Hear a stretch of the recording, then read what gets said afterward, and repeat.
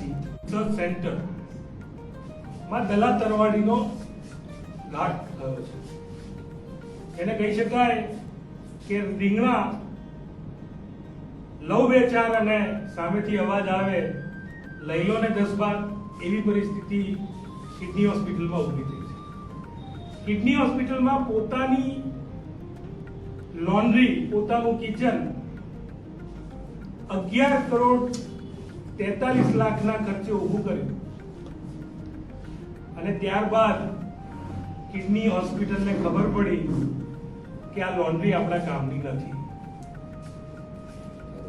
Private એજન્સીને વગર tender નિયમ મુજબ 1 લાખથી પણ વધારે રૂપિયાનું કોઈ પણ કોન્ટ્રાક્ટ આપવામાં આવે તો તેનું ઈ ટેન્ડરિંગ થવું જોઈએ. તેની જગ્યાએ વગર ઈ ટેન્ડરિંગે લિનન ધોવાના એટલે કે હોસ્પિટલની ચાદરો ધોવાનો કોન્ટ્રાક્ટ મહિને 3 લાખ રૂપિયા એટલે કે વાર્ષિક 36 લાખ, જેમાં વીજળી બિલ હોસ્પિટલ ભરે, પાણીનો વેરો, પાણીનો ખર્ચ હોસ્પિટલ ભોગવે, મશીન હોસ્પિટલ આપે અને 3 લાખ લેખે લોન્ડ્રીનો કોન્ટ્રાક્ટ આઉટસોર્સ કરે. બીજી બાજુ આરઓ મશીનની વાત આવે તો ત્યાં પણ 1 કરોડથી વધારેનો વેલ્યુની ખરીદી, જેમાં ગોટાળો સ્પષ્ટ દેખાય કે જે એક કંપનીને આપવામાં આવે જેનું નામ ક્લિયર આયન એક્સચેન્જ એન્જિનિયર્સ, વગર ટેન્ડર, વગર ઈ ટેન્ડર, જે પહેલા જ મેં કીધું કે 1 લાખથી વધારેનું કોઈ પણ કોન્ટ્રાક્ટ હોય તો એમને ઈ ટેન્ડરિંગથી આપવામાં આવે. આરઓ નો કોન્ટ્રાક્ટ પણ વગર ઈ ટેન્ડરિંગે આપી દેવાય. હવે એસી મેન્ટેનન્સની વાત કરીએ. આખા જે કિડની હોસ્પિટલ છે તેમાં 416 યુનિટ જેટલા એસી લાગેલા છે. એનો 1 કરોડ અને 7 લાખનો કોન્ટ્રાક્ટ એક કંપનીને સોંપી દેવામાં આવે જે છેલ્લા 17 વર્ષથી આ જ હોસ્પિટલનો વગર કોઈ ટેન્ડરિંગે એ કંપનીને આપવામાં આવે છે. 17 વર્ષથી સળંગ આ જ કંપની આ હોસ્પિટલમાં કામ કરતી.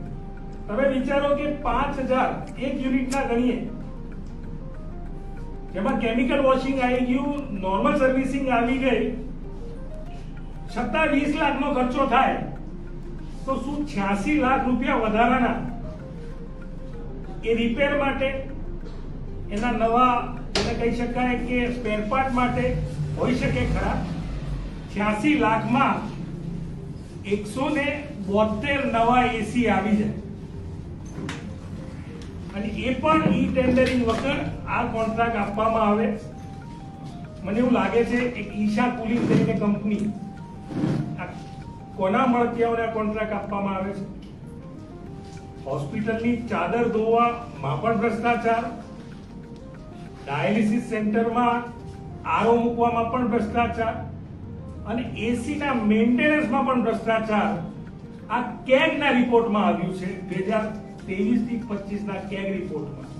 મને એવું લાગે છે કે આઈકેડીઆરસી જેવી હોસ્પિટલોએ આવી ચીંધી ચોરીથી બચવું જોઈએ અને સરકારને વિનંતી કરીએ છીએ કે આ દિશામાં કડકમાં કડક પગલાં લઈ અને જે પણ લોકો આમાં સંડોવાયેલા હોય તેમને આવી પ્રતિષ્ઠિત હોસ્પિટલમાંથી બહાર કાઢે.